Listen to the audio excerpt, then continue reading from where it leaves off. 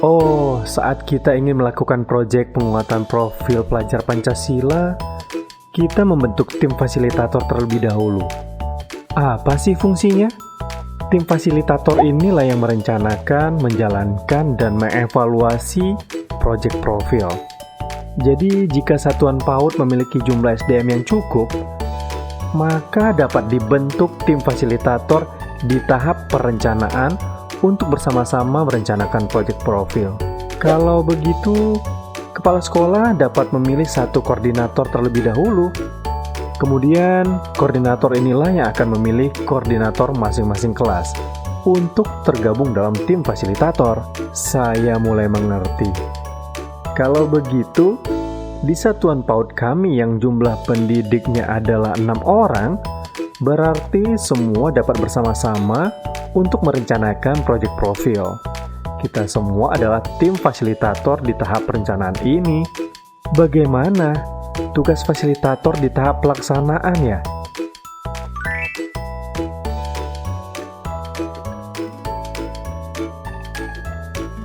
Pak Fadli, sedang mikirin apa?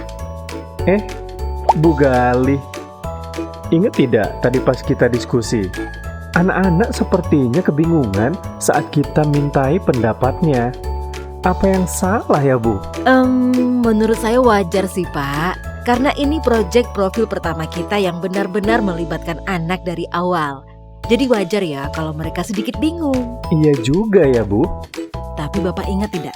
Tadi saat anak-anak kebingungan, Bapak mengajukan pertanyaan dari daerah mana keluarga kamu berasal.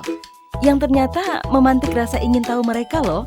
Sehingga mereka malah penasaran, mengira-ngira, mulai mengingat pengalaman mereka, dan mulai bertanya-tanya. Oh ya, Bu, betul. Saya juga tidak menyangka setelahnya anak-anak jadi sibuk berdiskusi sampai mengajukan pertanyaan. Meskipun pertanyaan mereka sederhana ya. Nah, justru itu Pak, keinginan untuk tahu. Sampai mereka jadi berani bertanya. Itu saja sudah bagus. Mereka mulai terlibat dalam proyek kita ini. Bagaimana ya, Bu, agar anak-anak bisa tetap terlibat dengan kegiatan proyek ini? Saya ingin menjadi fasilitator proyek yang dapat mendukung kemampuan peserta didik secara optimal. Coba kita lihat di panduan penguatan proyek profil Pancasila. Apakah semuanya harus dipakai, Bu? Saat pelaksanaannya, sebaiknya seluruh strategi digunakan agar lebih optimal keterlibatan anaknya. Oke, jadi yang kita lakukan diantaranya adalah mendorong keterlibatan peserta didik dalam proyek. Lalu, kita juga sebaiknya membantu menyediakan ruang dan kesempatan untuk berkembang. Membudayakan nilai kerja yang positif, memastikan efektivitas kegiatan secara berkesinambungan, dan terakhir evaluasi berkala dan adaptasi proyek sesuai konteks. Baiklah, Bu. Sepertinya saya harus mempelajari lagi di rumah. Sambil dipraktekkan di kelas ya, Pak. Yuk, sekarang kita persiapkan kegiatan besok. Bu Gali, sepertinya kita perlu sedikit memodifikasi kegiatan nih, Bu. Kegiatan yang mana, Pak? Kegiatan membuat batik di hari Kamis nanti. Karena saya ingin mendorong keterlibatan peserta didik dalam proyek secara maksimal. Jadi ruang keterlibatan harus dibuka selebar-lebarnya. Mungkin bisa kita ubah menjadi kegiatan show and tell. Jadi mereka membawa satu benda khas daerah asal mereka ke sekolah dan menceritakannya pada teman-teman di kelas. Menarik juga ya. Tapi tujuannya apa ya, Pak? Nah, karena minggu ini baru pengantar, benda yang dibawa dan diceritakan itu saya yakin bisa jadi alat untuk memantik rasa ingin tahu anak lebih banyak lagi. Tapi bagaimana caranya ya agar mereka mau bercerita? Apa besok kita bawa benda khas daerah kita lalu ceritakan ke anak-anak? Jadi kita kasih inspirasi dulu. Setuju, Bu. Jadi mereka ada bayangan apa yang akan dilakukan dan bisa menceritakan apa.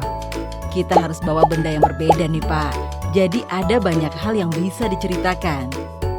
Kalau anak bingung, kita bisa ajukan pertanyaan pemantik seperti, mengapa benda itu kamu bawa? Apa keunikannya? Bagaimana cara pakai atau cara membuatnya? Dan sebagainya. Nah, setuju. Sebagai fasilitator proyek, memang kita wajib untuk memupuk rasa ingin tahu peserta didik, sehingga melatih dan mengembangkan kemampuan berpikir kreatif mereka untuk mengembangkan ide-ide yang mereka sudah punya. Dengan begini, kita juga memberikan ruang untuk berkembang. Sesuai dengan peran fasilitator, Pak. Sebentar saya catat.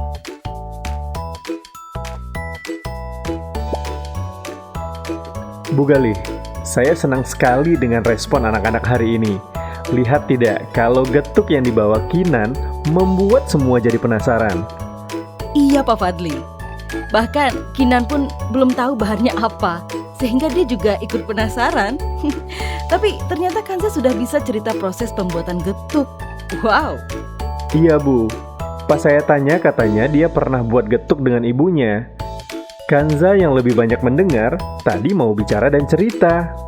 Betul, Pak. Teman-temannya takjub dan dia juga kelihatan bangga. Saya juga bangga dengan Kanza. Syukurlah ya, kita berdiskusi dan secara berkala memastikan keefektivitas dan kegiatan kita, Bu. Saya belajar ternyata sebagai fasilitator, jika kita membudayakan nilai kerja yang positif, seperti pelibatan murid secara maksimal, kita memantau dan mengevaluasi agar kegiatan belajar efektif, membuat seluruh warga kelas nyaman dan senang dalam berprojek. Betul, Pak. Kegiatan kita pun sudah disesuaikan dan diadaptasi sesuai konteks sekolah. Ternyata hal ini baik sekali ya. Peserta didik jadi lebih mudah memahami lingkungannya dari kegiatan proyek ini. Minggu depan, masuk ke sesi pameran hasil karya dan refleksi ya Bu.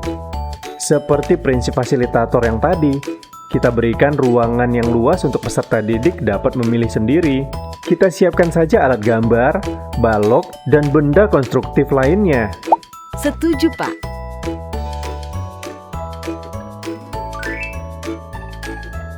Wah, refleksi hari ini seru ya, Pak? Ternyata dari hasil refleksi hari ini, kita tahu masih banyak murid yang ingin tahu makanan tradisional Indonesia ya Bu. Iya, Pak. Mungkin karena penasaran dengan getuk yang dibawa Kinan sebelumnya ya. Sepertinya begitu ya Bu. Oh ya Bu, Mama Kirana yang punya toko kue sempat bilang ke saya kalau mau berpartisipasi menjadi narasumber. Berarti bisa kita tawarkan untuk kegiatan proyek berikutnya nih. Setuju, Pak. Kita bisa bawa narasumber untuk memberikan informasi langsung dari narasumber. Dari hasil evaluasi saya terakhir, Putra belum terlibat banyak. Tapi dari kegiatan di minggu ini, Putra sudah lebih terlibat ya dalam kegiatan. Betul. Sudah sejak beberapa hari lalu Bapak dampingi kan ya?